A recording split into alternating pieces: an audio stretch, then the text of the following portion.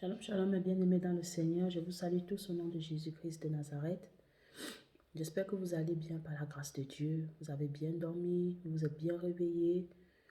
J'espère aussi que, avant toute chose, vous avez confié votre journée à l'Éternel. C'est la parole de Dieu nous dit, confie-toi à l'Éternel. Il faut se confier à chaque instant à l'Éternel. Confions tout à l'Éternel parce que c'est lui seul qui a la solution, qui détient toutes choses dans nos vies. Ce matin, j'ai eu à cœur de partager avec vous une pensée que le Saint-Esprit m'a mis dans le cœur. Et je crois par la grâce de Dieu que vous serez bénis par ce message, cette petite exhortation, ce petit message de quelques minutes pour fortifier la foi de quelqu'un, pour rebâtir la foi de quelqu'un en Jésus-Christ. Sans plus tarder, on va prendre le verset biblique clé qui va m'introduire dans cette petite exhortation que le Saint-Esprit a déposée dans mon cœur. Nous allons prendre Malachie 3, du verset 16 au verset 18. Je lis pour la gloire du Seigneur. Alors ceux qui craignent l'Éternel se parlaient l'un à l'autre. L'Éternel fut attentif et il écouta, et un livre de souvenirs fut écrit devant lui, pour ceux qui craignent l'Éternel et qui honorent son nom. Ils seront à moi, dit l'Éternel des armées. Ils m'appartiendront au jour que je prépare. J'aurai compassion d'eux, comme un homme a compassion de son fils qui le sert. Et vous verrez de nouveau la différence entre le juste et le méchant, entre celui qui sert Dieu et celui qui ne le sert pas. Amen. Aujourd'hui, le thème de cette exhortation, c'est « Tes prières ne sont pas vaines ». Tes prières ne sont pas vaines. Ce qui m'a le plus interpellé dans ce message, dans ce partage, dans ce verset biblique quand je méditais, c'est que on dit, le Seigneur lui-même, il dit, il a un livre de souvenirs. Ceux qui craignent l'Éternel se parlaient l'un à l'autre. Ce matin, je viens dire à une personne, mon frère, ma soeur, peut-être que tu n'as pas vu des résultats, tu n'as pas palpé les résultats de tes prières que tu as fait en 2020. Cela ne doit pas t'empêcher de persévérer, de continuer dans la prière. Parce que toute prière que nous agressons à Dieu avec un cœur sincère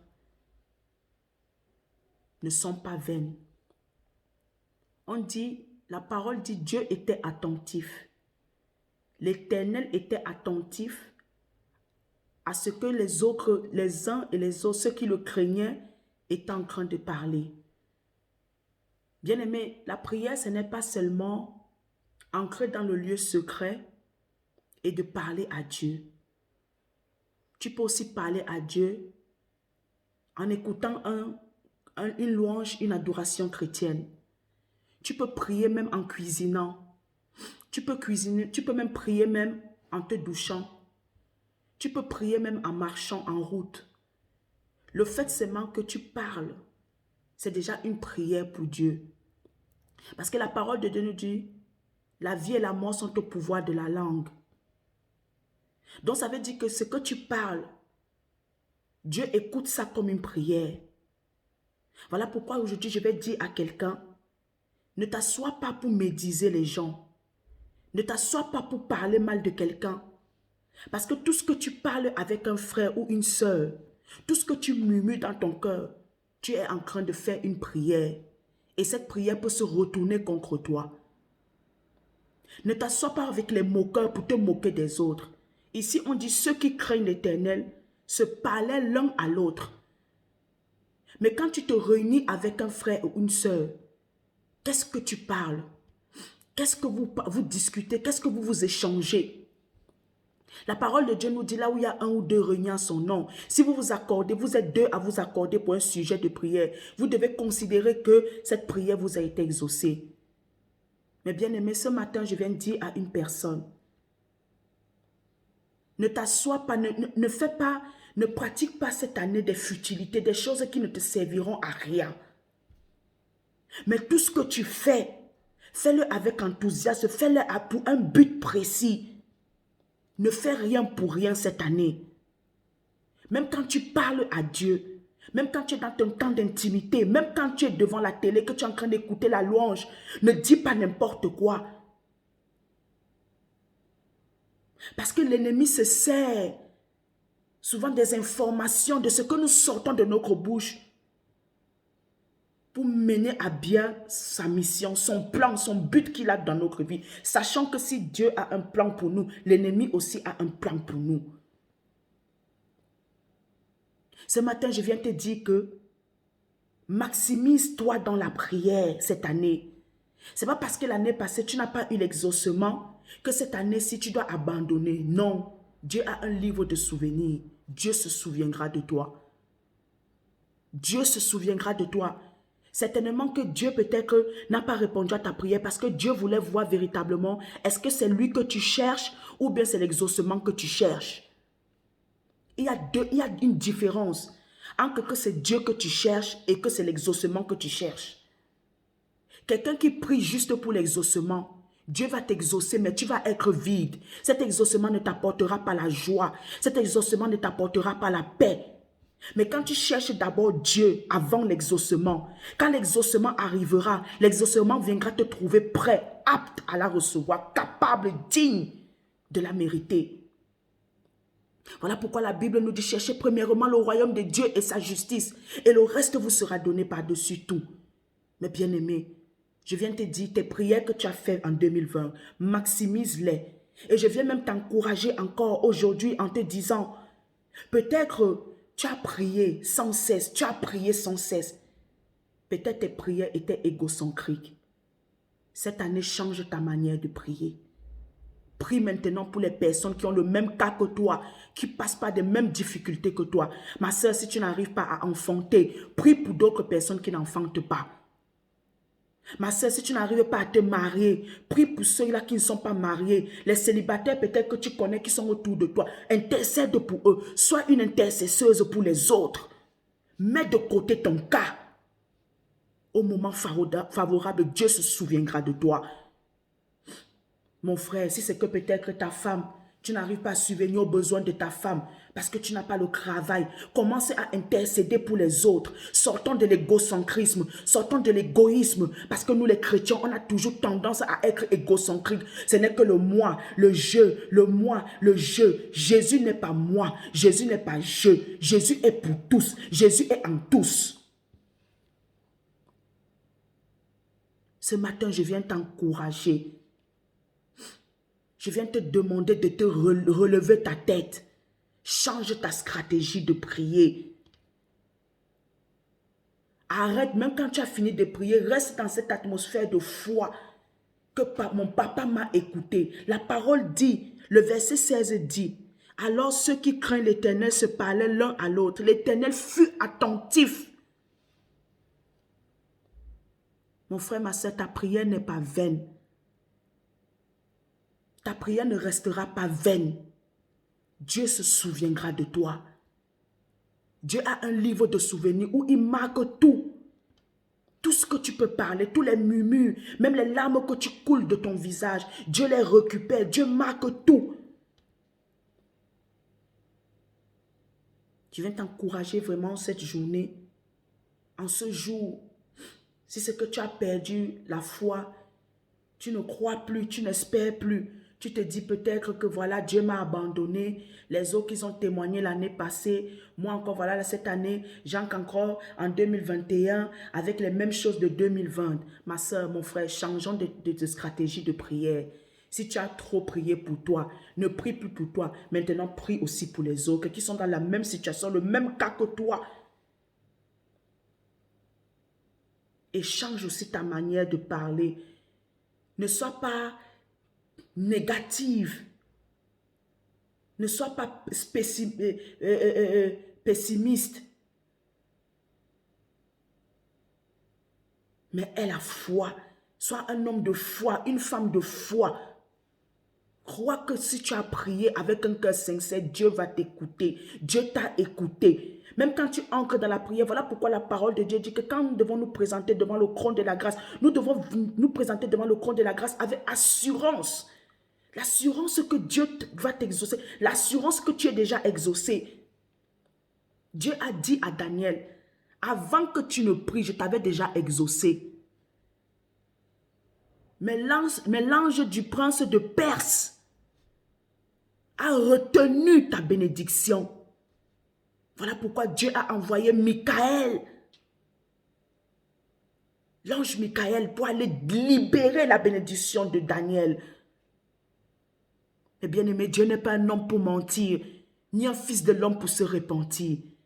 Dieu est attentif à chaque prière qu'un de ses enfants l'agresse. Imaginons-nous un instant, quand tu demandais quelque chose, quand tu étais petite, tu demandais quelque chose à ton papa. Ton papa, il était attentif à ce que tu lui demandais. À combien plus forte raison Dieu, notre Créateur, celui que nous sommes maintenant les enfants adoptifs. Vous pensez que Dieu peut rester insensible à vos prières? Non, moi je ne pense pas. En ce qui me concerne, moi je ne pense pas. Bien-aimé, je vais t'amener à comprendre que tes prières ne sont pas vaines. Ne baisse pas les bras. C'est les œuvres de l'ennemi. L'ennemi, son but, c'est que nous abandonnons facilement. Mais soyons des persévérants. Soyons des patients. La parole de Dieu dit, ce sont les violents qui s'emparent du royaume. Sois violent dans la prière. Si tu as vu que peut-être en 2020, j'ai trop prié pour moi, mais ça n'a pas marché, commence à prier pour les autres. Même quand tu parles avec les frères et sœurs, même de ta situation, ne parle pas en étant défaitiste, ne parle pas en étant découragé, malheureux, dans la tristesse. Bien-aimé, c'est ta foi qui amènera Dieu à agir dans ta vie. C'est ta foi qui amènera Dieu à agir dans ta vie. La parole de Dieu nous dit, sans la foi, nul ne peut être agréable à Dieu. C'est ta foi qui peut amener Dieu à concrétiser ta prière. Si tu perds la foi, qu'est-ce qui témoignera devant Dieu? Qu'est-ce qui témoignera de ta part devant Dieu? C'est ta foi qui crie au-devant de Dieu. C'est ta foi qui crie, c'est ta foi qui peut amener la main de Dieu d'agir, de manifester puissamment dans ta vie. Si l'année passée, oui, ça n'a pas marché. Cette année, ça va marcher. Parce que Dieu te dit aujourd'hui qu'il est attentif à ta prière. Ta prière n'est pas vaine. Et ta prière ne restera pas vaine. Ne crois pas que quand tu pries, tes prières sont en l'air, en l'air. Non. Si tes prières sont peut-être en l'air, c'est parce que toi-même, tu ne les prends pas au sérieux. Au sérieux ta prière. Si tu pries sincèrement avec un cœur sincère et pur, sans rien dans le cœur contre quelqu'un, mais avec la foi, l'amour, Dieu va t'exaucer.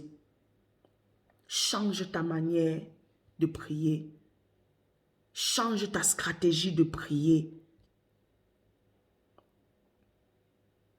Change ta stratégie de prier.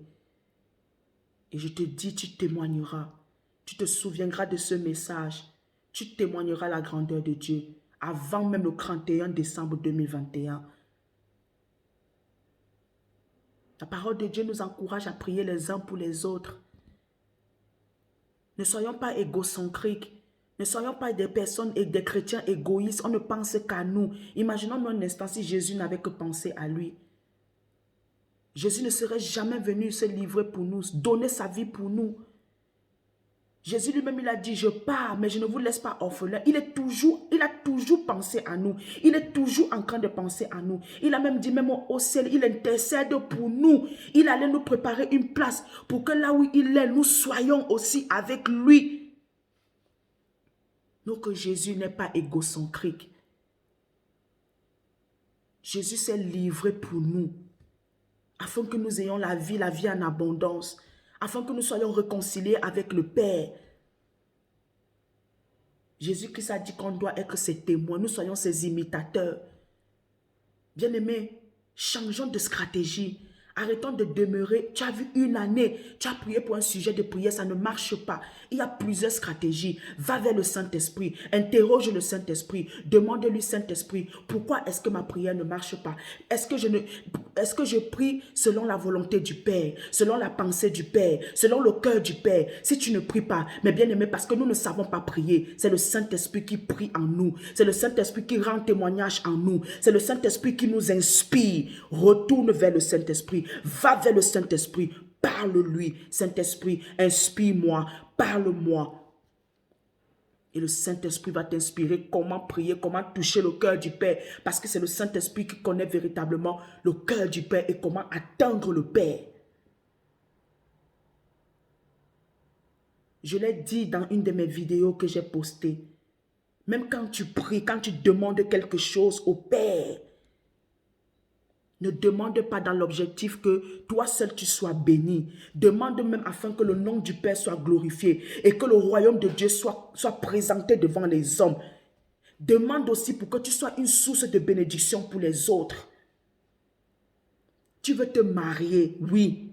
C'est bien beau, c'est beau le mariage. Mais tu veux te marier dans quel objectif? Pour épater les gens, pour montrer aux gens que toi aussi tu es marié, pour montrer à tes copines qui sont mariées que ce n'est pas elles seules qui peuvent se marier. Tu n'es pas dans l'esprit de compétition, tu n'es pas dans l'esprit de jalousie, de rivalité.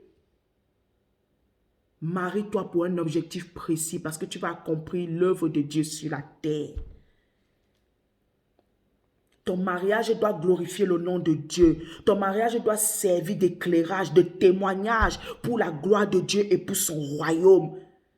Tu veux travailler pourquoi? Tu veux enfanter pourquoi? Demande à Dieu un enfant parce que tu dis, papa, donne-moi cet enfant. Parce que cet enfant, je veux qu'il soit ton serviteur, il soit ton prophète. Sois comme Anne, ancre dans l'esprit d'Anne. Anne a demandé à Dieu Samuel et elle a reconfié Samuel à Dieu. Et Dieu lui a donné 6 autres enfants. Anne s'est retrouvée avec 7 enfants, elle qui était déclarée stérile. Quand tu pries pour dans quel but? Ça ne sert à rien que tu ancres avec l'égocentrisme, avec l'esprit d'égoïsme, l'esprit de manque d'humilité, d'orgueil, parce que tu veux épater les gens. Ça ne sert à rien. Tes prières ne vont jamais impressionner Dieu. Les prières qui impressionnent Dieu, ce sont les prières qui viennent avec la foi. Ce sont les prières qui démontrent à Dieu que papa, je ne veux pas voler ta gloire. C'est pour ta gloire que je veux que tu me bénisses. C'est pour ton royaume que je veux que tu me bénisses. Père, bénis-moi, afin qu'au travers de moi, les hommes témoignent de ta grandeur, ta puissance, ta souveraineté. Papa, qu'au travers de ma bénédiction, tu utilises ma bénédiction comme un instrument, comme un canal par lequel tu vas passer pour parler à quelqu'un, pour témoigner ta grandeur dans la vie d'une personne. Bien-aimés, changeons notre mentalité. Soyons renouvelés. Que la parole de Dieu, ne vous conformez pas au siècle présent, mais soyez renouvelés, que notre intelligence soit renouvelée. Arrêtons d'être les mêmes choses de 2020, on ramène ça en 2021. Bien aimé, si tu te comportes comme ça, 2021 passera, tu entreras en 2022 tel que tu es. Et pourtant, les années passent. Mais les années ne doivent pas se ressembler. Dieu a prévu quelque chose pour toi. Dieu a prévu une semence pour toi. Dieu a prévu une gloire pour toi. Dieu a prévu un témoignage pour toi. Dieu a prévu quelque chose de glorieux pour toi. Mais tout dépend de toi. Tout ne dépend pas que de Dieu, mais ça dépend aussi de toi, bien-aimé. Sortons de cet esprit d'égocentrisme. Sortons de cet esprit de rivalité. Sortons de cet esprit de pharisiens, des tombeaux blanchis.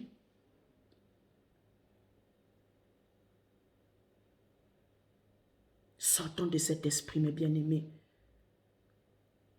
Quand nous prions, prions sincèrement. Changeons de stratégie. Changeons de stratégie. Change de stratégie.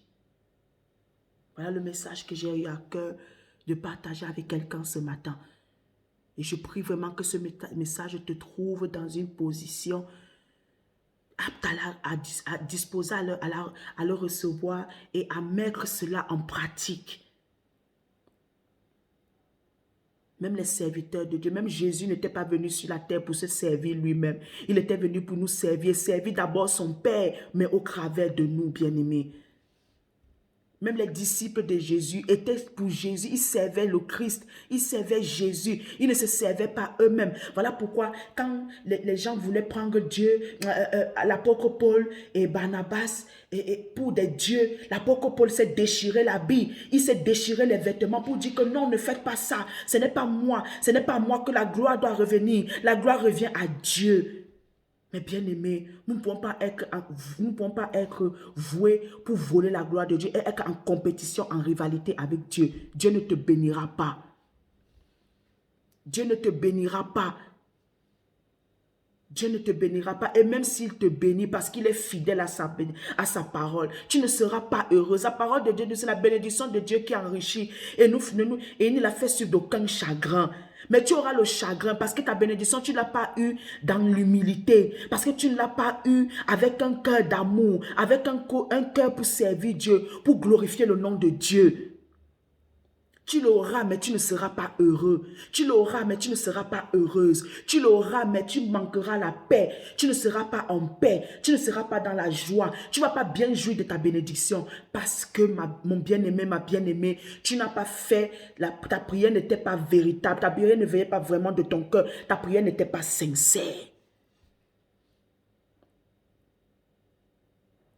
Je prie vraiment pour ton cœur. La parole de Dieu nous dit, garde ton cœur plus que toute autre chose, car de lui viennent les sources de la vie. Bien-aimé, garde ton cœur. La parole de Dieu nous dit, là où il y a ton trésor, c'est là où il y aura, là où il y a ton cœur, là où il y a ton trésor, c'est là où il y aura ton cœur. Là où il y a ton trésor, c'est là où il y aura ton trésor, c'est là où il y aura ton cœur. Là où il y aura ton cœur, c'est là où il y a ton trésor, bien-aimé. Si tu es toujours dans la rivalité, la compétition, ça ne sert à rien. Que tout ce que tu possèdes glorifie le nom de Dieu. Dieu te bénira, ça c'est certain. Dieu te bénira. Mais avant de te bénir, change ton attitude. Change tes stratégies. Si tu as vu que tu as trop prié pour toi en 2020 et ça n'a pas marché, commence à prier pour les autres. Commence à prier pour les autres qui ont le même cas que toi. Commence à prier pour les autres qui ont le même cas que toi. Que tu sais que ma soeur, ça fait des années, elle est stérile. Elle n'arrive pas à enfanter. Mon frère, ça fait des années, il ne travaille pas. Sa famille est en train de souffrir. Ma soeur, c'est vrai que ça fait depuis, elle prie pour le mariage. Ça ne réussit pas. Commence à prier pour elle. Transforme-toi en intercesseur, sentinelle pour les autres. Dieu se souviendra de toi. Parce que tu t'es souvenu de son enfant. Parce que tu as pris à cœur la situation de ton frère et de ta soeur. Quand tu t'occupes des affaires de Dieu, Dieu s'occupera de tes affaires. Et tu te rendras compte que Dieu va te bénir. Tu ne t'attendras même pas. Tu te rendras compte que l'homme que tu veux, le travail que tu veux, l'enfant que tu veux, il sera là, sans que tu ne t'attendes. Transforme-toi en intercesseur, en intercesseuse pour les autres. Diminue afin que les autres croissent. Diminue afin que les autres croissent. Et Dieu ne manquera pas de te bénir. Dieu ne manquera pas de se souvenir de toi. J'espère que ce message ne va pas tomber sur une terre rocailleuse, une terre orgueilleuse, dans un cœur orgueilleux. Mais que ce message entrera dans un cœur qui veut vraiment vivre Dieu, qui veut vraiment vivre la gloire de Dieu, qui veut vraiment toucher le cœur de Dieu. Que Dieu vous bénisse abondamment. Paix et grâce sur vous.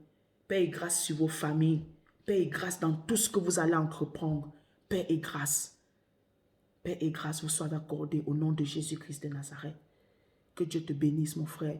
Que Dieu te bénisse, ma soeur, au nom de Jésus-Christ. Amen.